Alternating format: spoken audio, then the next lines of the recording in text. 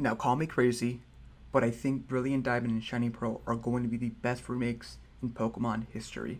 What is going on YouTube? It is your boy, Sir Jorge the Great, bringing you some kind of a different kind of video. Today I'm going to be going over sort of like what's been talked about, more so on Twitter with the recent leaks of Pokemon Brilliant Diamond and Shining Pearl. So spoilers ahead. I kind of got it ruined for me.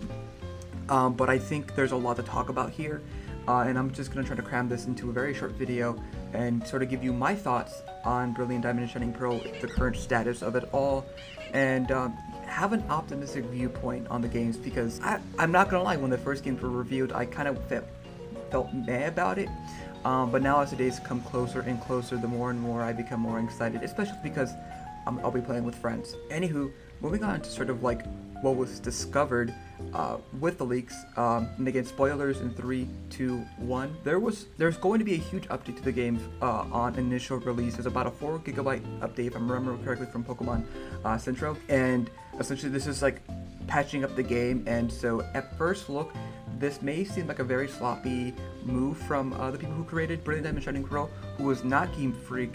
For those who do not know, they kind of gave this to a parent company, and the separate company is making the game for them so that they can focus on Pokemon Legends Arceus, which, by the way, I think is a fantastic idea. But anywho, why is there a huge update at the beginning of the game? Why is it in the cartridge? Well, the pandemic. I think that's pretty not self-explanatory, but I think that's a big enough reason to justify, sort of like this lack of ready to go out of the gate, because finding employees is kind of hard right now. As someone who's in the education field myself, I know that it is really hard right now to work and to want to work and to find motivation. So I think with the tight employee schedule or limitations of employees, I think they really wanted to ensure that they had the cartridges to sell out of the gate, and they just figured it'd be easier to have an update, a virtual update, rather than just have the games delayed, because obviously when you delay a game, fans will get upset. So I feel like they were kind of screwed no matter which way they went, and so they just wanted to ensure that they released it on day one, or I guess day 0. So with the actual like surface of it, which, by the way, if you're getting the game early, like, how the hell are you doing that? Like, you got an uncle at Nintendo. But anywho, some pretty big things were revealed in the leaks. First and foremost, this is currently, there's no Megas, there's no Z Crystals, and there's a bunch of cut moves. It just seems like these are faithful remakes of Pokemon Diamond and Pearl. Is that a bad thing? I don't think so. Honestly, I'm just excited to replay Sinnoh in a new updated format. Sure, the chibi stuff looks kind of weird, like kind of funky, but at the end of the day, I know I'm going to enjoy these games, and they look really nice. And so I think that's sort of the bread and butter there. Would I have liked to see new content there? Would I like to see like a modernized version of the games, meaning that there is sort of like a new twist to it? Yes, but that's why we have Pokemon Legends Arceus. That's why they gave us these 2 different games, these 2 different takes on Sinnoh, so that way they didn't have to force their fan base to go, oh, you haven't played, a Pokemon game in like, what, 15 years? I don't know how long it's been. Actually, 2007, so yeah, 15 years since you last played Pokemon. Here's a brand new game, and here's a bunch of new mechanics that you don't even know about. It's just like an ORAS, where like they kind of just threw you in. It's like, oh, here's a Pokénav, here's Mega Evolutions, you don't even know like half this shit.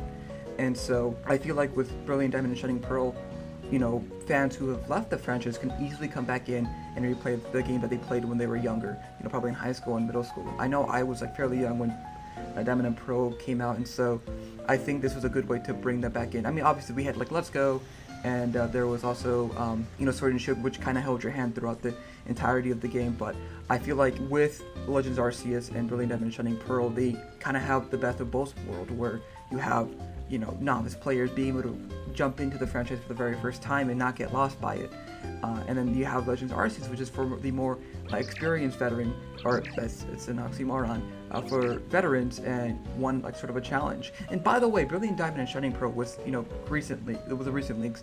It's not going to be easy, let me just say. But other than like the recent leaks, there's also a big reason why I think Brilliant Diamond and Shining Pearl are going to be one of the better remakes that we have seen after the patch. and I'm hoping this is the case. So, a while back, when they first released the trailer for Brilliant Diamond and Shining Pearl, I was talking to my best friend, Agent T Vlogs. Make sure you check him out. Link in the description can be found below. I don't know if he's uploading or not still, but we got into talking about, you know, comparing Brilliant Diamond and Shining Pearl to the predecessors, Diamond and Pearl. And I came into a stark realization that, okay, so let me just come out this. What do you consider to be the best Pokemon remakes currently to date? There's currently 3 of them, right? Ignoring Let's Go, so between Fire Red Leaf Green, Oras, and Heart Gold Soul Silver, which one would you consider to be the best? I think most of you would say Heart Gold and Soul Silver. But now let me ask you this. What is the huge difference between Heart Gold and Soul Silver and Gold, Silver, and Crystal? In terms of story, in terms of mechanics? Other than like updated mechanics, they're almost identical. Sure, there was a few things that got changed, like we got Pokeathlon in them, but if you really compare the 2 games, there's not much of a difference between the 2. Story-wise, they're the same. They're identical. And so, why is Heart Gold Soul Silver considered one of the best? And, you know, Diamond and Pearl are getting shat on for being the exact same thing. So, I don't know. I think Pokemon fans are very hypocritical. I know I can be sometimes. So, I think if we see enough in Brilliant Diamond and Shining Pearl, we actually already know of it. The GBA park where you're able to catch your Pokemon from like your Sapphire save file, from your Fire Red save files. They updated that to be a location where you can catch legendary Pokemon, and I think that is fantastic. That is not illegal. They actually just announced it today, so currently in the game it's a little buggy, but obviously we have the patch, so hopefully that will get fixed soon. But I really do think these games have potential to be the best remakes currently. I know it's having a really rough start, believe me, I know, but you gotta stay positive, man. I think these are gonna be really fun games, and at the end of the day, if you don't intend to enjoy them, then don't. One more thing I did want to bring up before I end this video is they introduced something really cool, and it's like, it's been a while since we've seen this, but we're finally getting rematches against gym leaders. I know growing up, that's like one thing I really wanted to do was rematch my favorite gym leaders, and we're getting that in Brilliant Diamond and Shining Pearl. You're able to rematch every single gym leader and every single Elite Four member. Alright, I guess you could actually already battle the Elite Four members, but they have updated moves, they have IVs now. Like, these are actually like competitive-esque teams, you know, for a gym leader. In fact, I just saw something that Rourke has a Choice Banded Relicanth with Rockhead. What the hell? Like, that's so cool.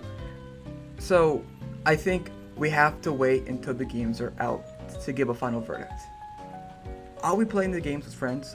I think I might be recording those sessions. I may not.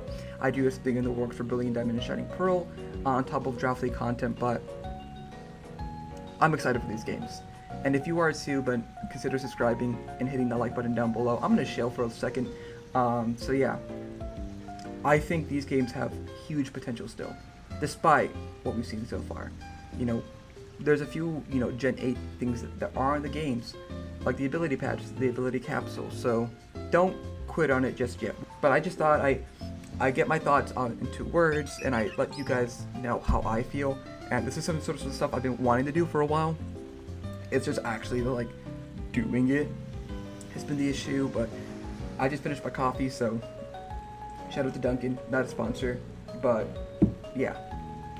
Let me know what you guys think of the games down below. Let me know what you think of the leaks. I'm, again, excited for them. But anywho, I'm gonna get the hell out of here. You guys do know me, so Jorge great. Make sure you check out my other videos. Make sure you also go check out my social medias. That can be linked down below, so you guys can get more updates on my thoughts on the games. And anyways, I'll see you guys next time. Peace.